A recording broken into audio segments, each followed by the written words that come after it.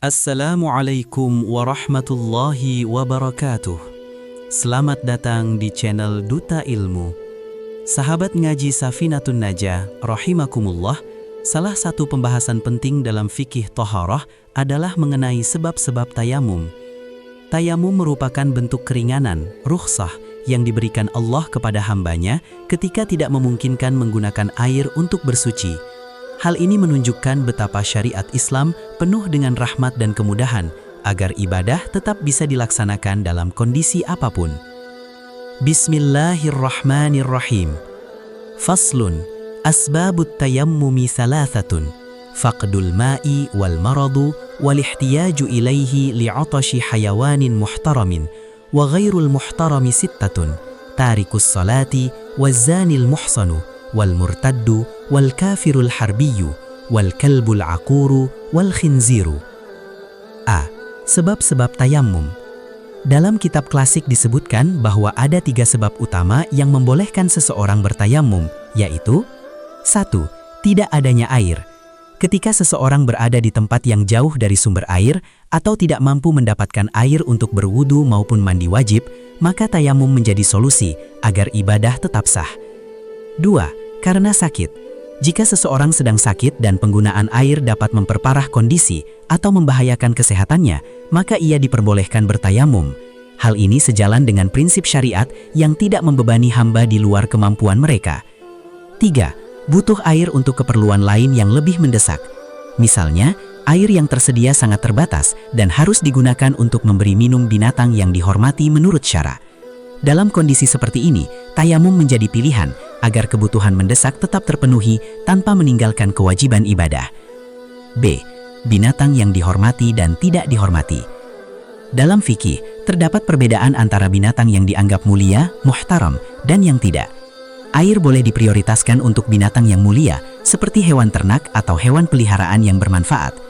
Adapun binatang yang tidak dianggap mulia menurut syara ada 6, yaitu 1. Orang Islam yang meninggalkan sholat. 2. Orang yang berzina muhson, sudah beristri atau bersuami. 3. Orang yang murtad, keluar dari Islam. 4. Kafir harbi, non-muslim yang memerangi umat Islam. 5. Anjing buas. 6. Babi, ceeng dalam bahasa Jawa. C. Hikmah tayamum. Sahabat ngaji Safinatun Najah, rahimakumullah, tayamum adalah bukti nyata bahwa Islam adalah agama yang penuh kasih sayang.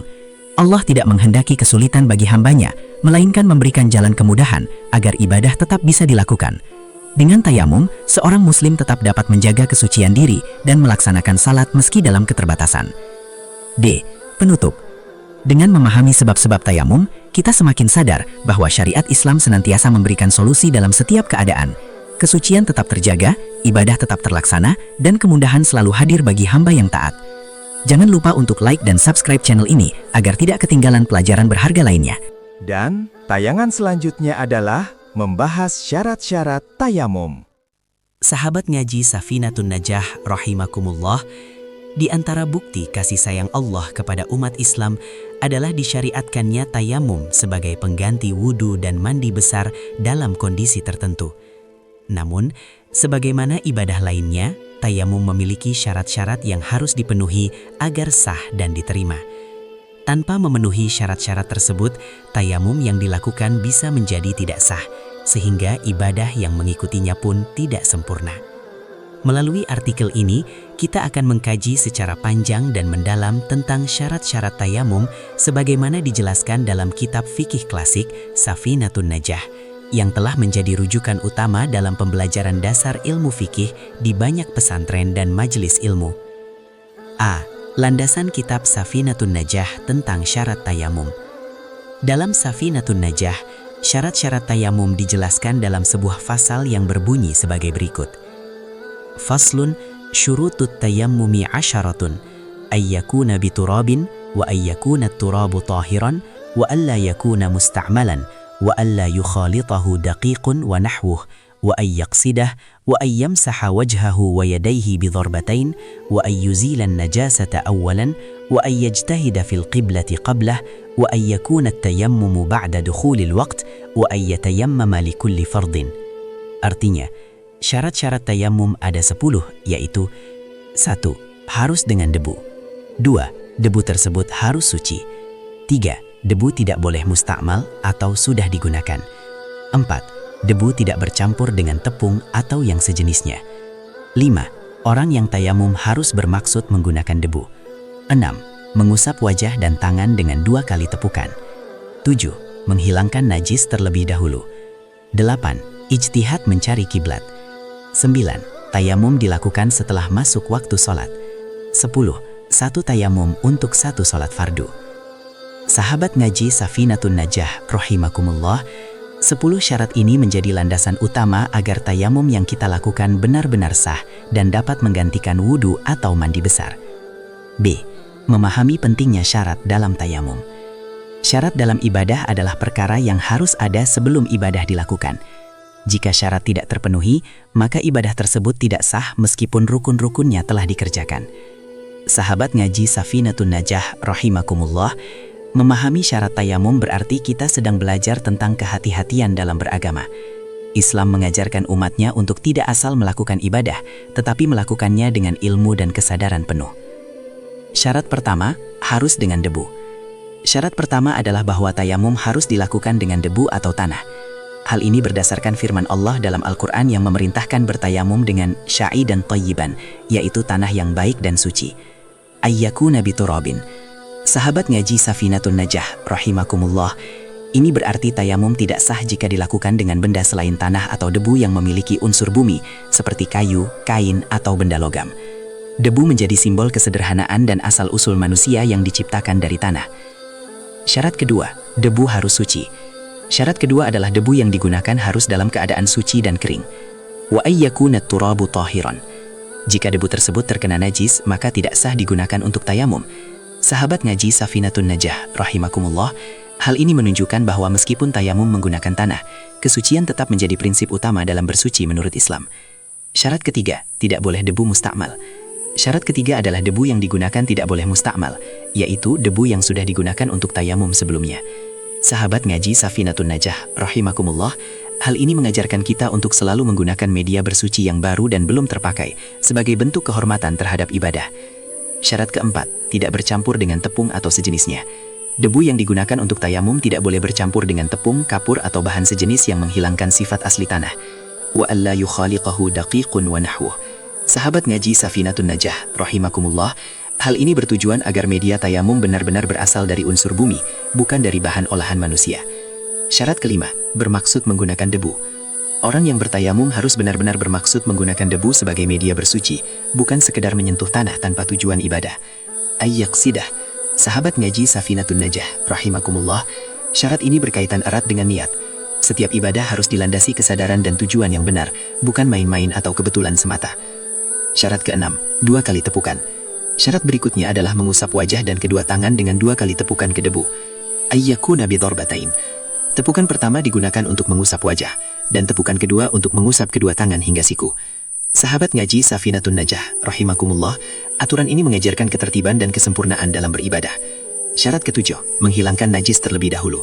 Sebelum melakukan tayamum, seseorang wajib membersihkan najis yang ada pada tubuh, pakaian, atau tempatnya. Wa ayyuzilan najasata awalan.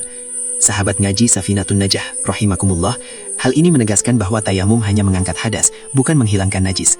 Najis harus dibersihkan terlebih dahulu dengan cara yang memungkinkan. Syarat ke-8, ijtihad mencari kiblat. Sebelum tayamum, seseorang dianjurkan untuk berijtihad mencari arah kiblat.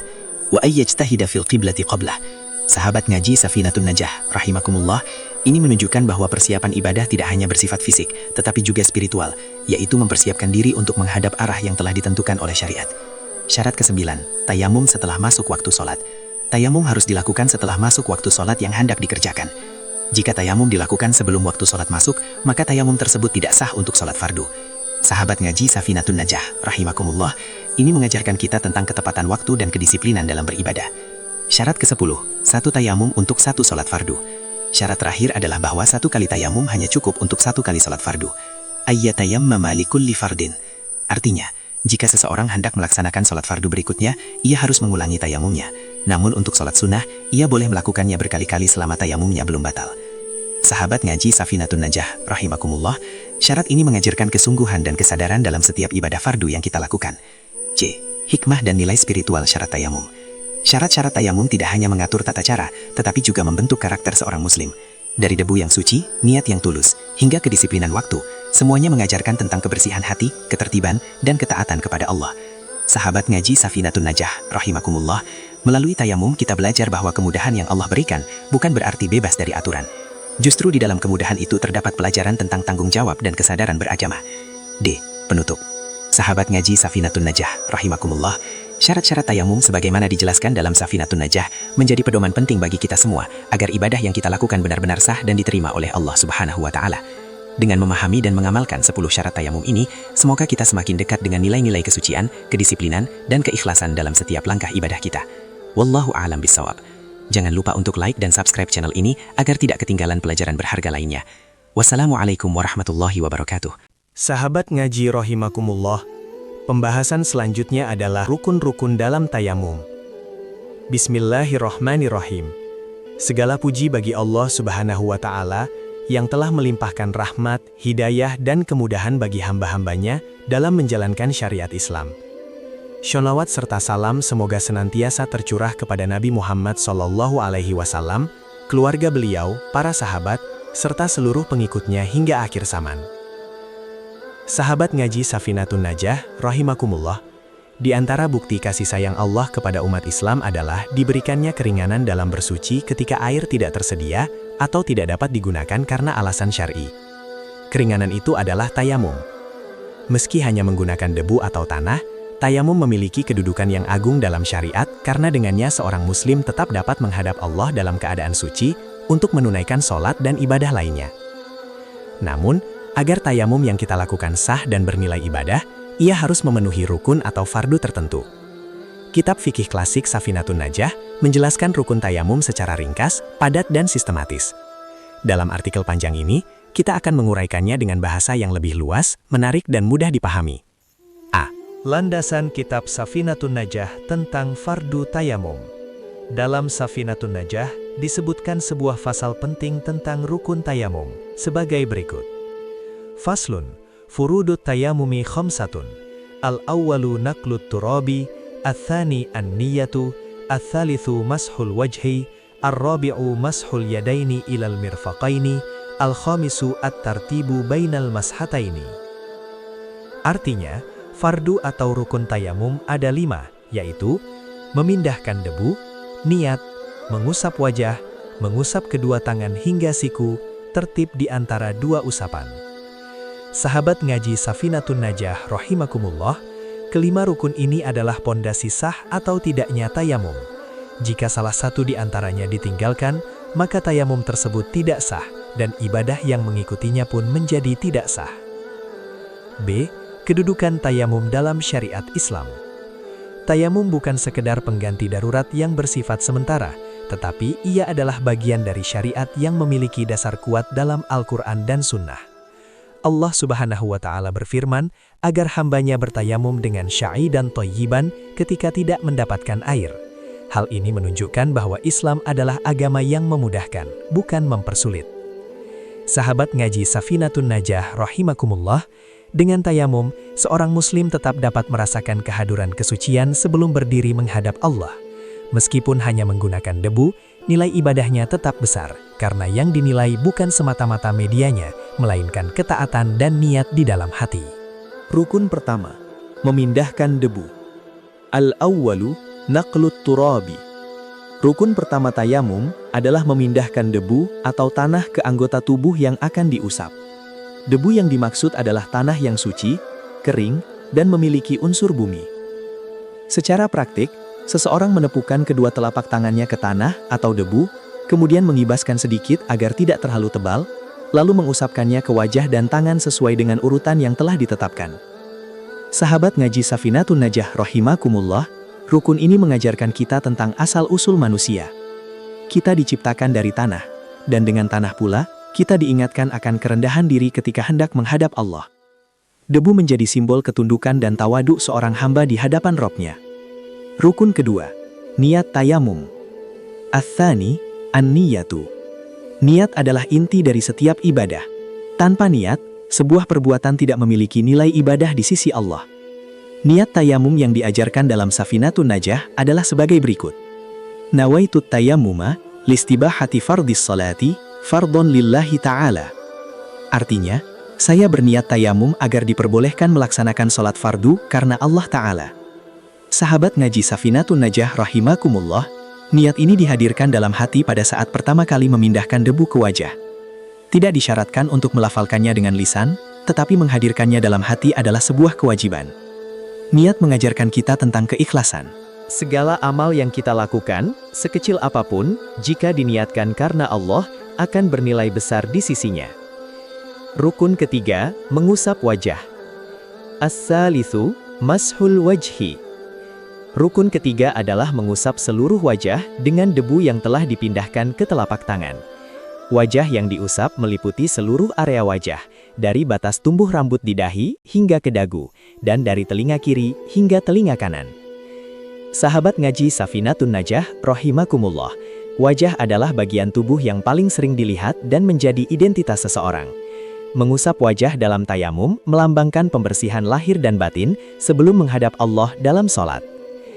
Rukun keempat, mengusap kedua tangan hingga siku. Ar-rabi'u, mashul yadaini ilal mirfaqaini. Setelah mengusap wajah, rukun berikutnya adalah mengusap kedua tangan hingga siku. Pengusapan dimulai dari ujung jari hingga mencapai siku, baik tangan kanan maupun tangan kiri. Sahabat ngaji Safinatun Najah rahimakumullah, tangan adalah anggota tubuh yang paling sering digunakan untuk bekerja, berinteraksi, dan beramal. Dengan mengusap tangan dalam tayamum, kita seakan-akan membersihkan segala perbuatan kita agar layak dipersembahkan kepada Allah dalam bentuk ibadah. Rukun kelima, tertib atau urut. Al-khamisu, at-tartibu bainal mashataini. Rukun terakhir adalah tertib, yaitu melakukan semua rukun tayamum secara berurutan. Wajah harus diusap terlebih dahulu, baru kemudian kedua tangan. Sahabat ngaji Safinatun Najah rahimakumullah, tertib mengajarkan kita tentang disiplin dan kepatuhan dalam beribadah. Islam tidak hanya mengajarkan apa yang harus dilakukan, tetapi juga bagaimana melakukannya dengan benar dan teratur. D. Tayamum sebagai pengganti wudhu dan mandi besar.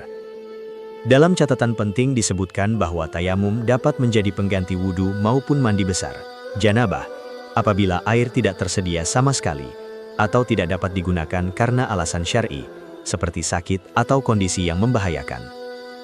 Sahabat ngaji Safinatun Najah rahimakumullah, hal ini menunjukkan betapa syariat Islam sangat memperhatikan kondisi dan kemampuan hambanya.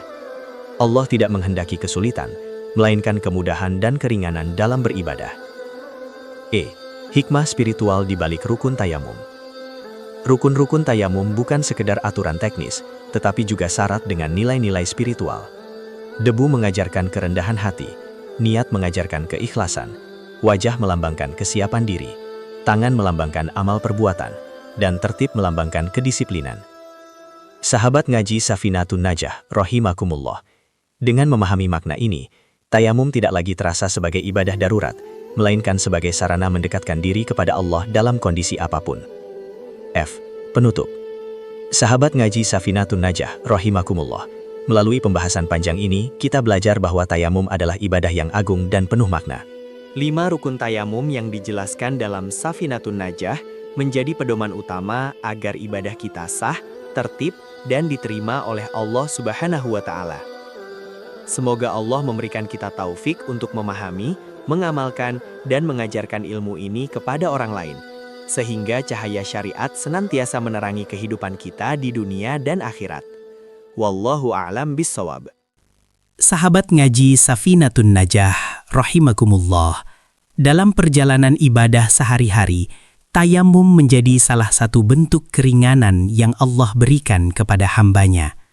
Ketika air tidak tersedia atau tidak bisa digunakan karena alasan syar'i, tayamum menjadi jalan agar seorang muslim tetap dapat berdiri di hadapan Allah dalam keadaan suci. Namun, sebagaimana wudhu dan mandi besar memiliki hal-hal yang membatalkannya, tayamum pun memiliki perkara-perkara tertentu yang menyebabkan ia tidak lagi sah.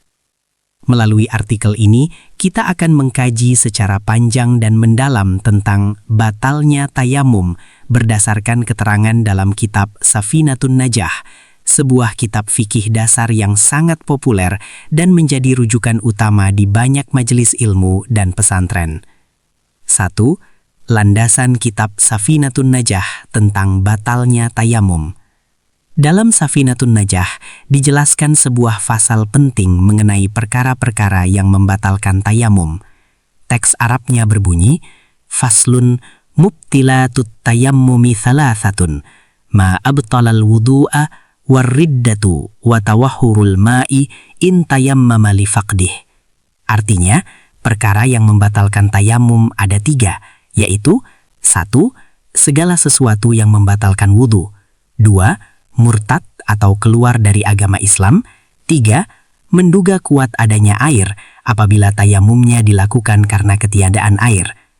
Sahabat ngaji Safinatun Najah, rahimakumullah, dari penjelasan singkat ini, kita dapat memahami bahwa tayamum memiliki aturan yang tegas, sebagaimana ibadah-ibadah lainnya.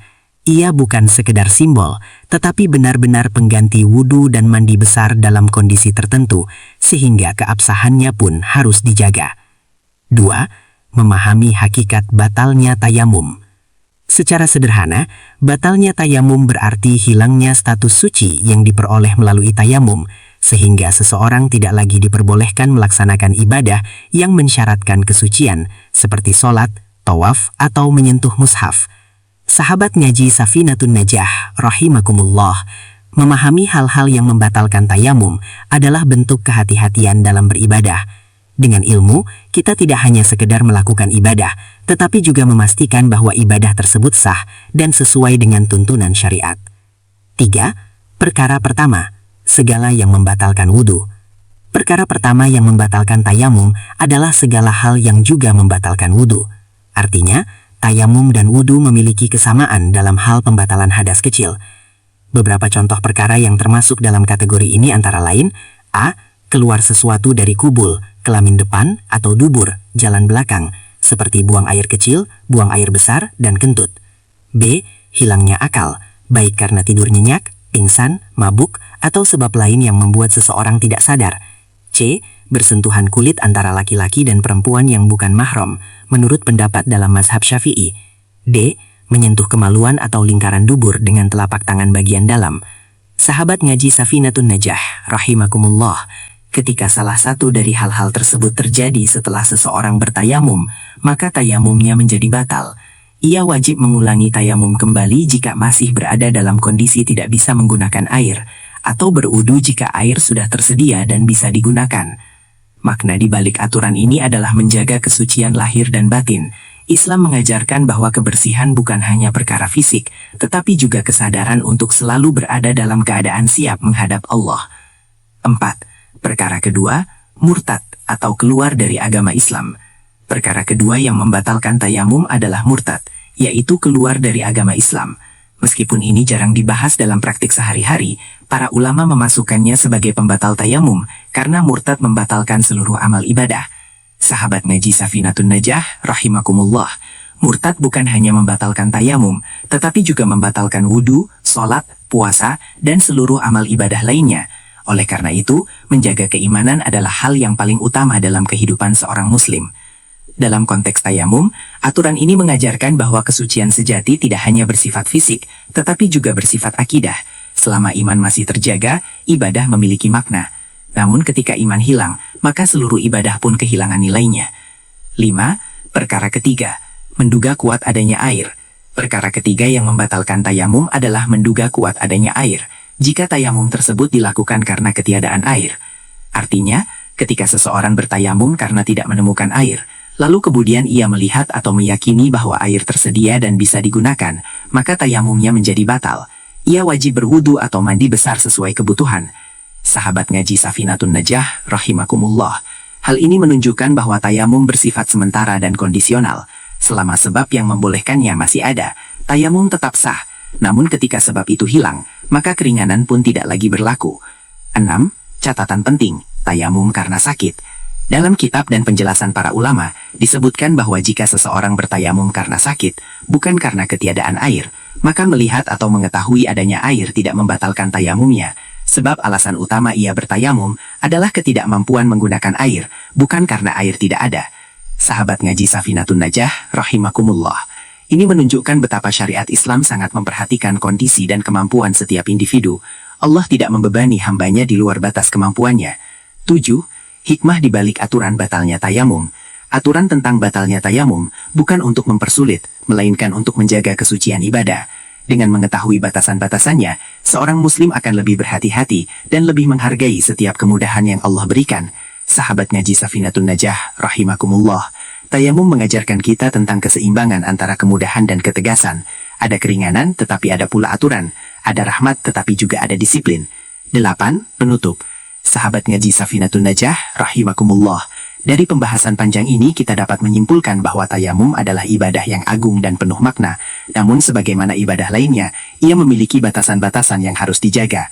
3 perkara yang membatalkan tayamum menurut Safinatun Najah, yaitu segala yang membatalkan wudhu, murtad dan menduga kuat adanya air bagi orang yang bertayamum karena ketiadaan air, menjadi pengingat bagi kita untuk selalu menjaga kesucian, keimanan dan kesadaran dalam beribadah. Semoga Allah Subhanahu wa Ta'ala memberikan kita taufik untuk memahami dan mengamalkan ilmu ini dengan sebaik-baiknya, sehingga setiap langkah ibadah kita bernilai pahala dan mendekatkan kita kepadanya. Wallahu a'lamu bissawab. Jangan lupa untuk like dan subscribe channel ini agar tidak ketinggalan pelajaran berharga lainnya. Wassalamualaikum warahmatullahi wabarakatuh.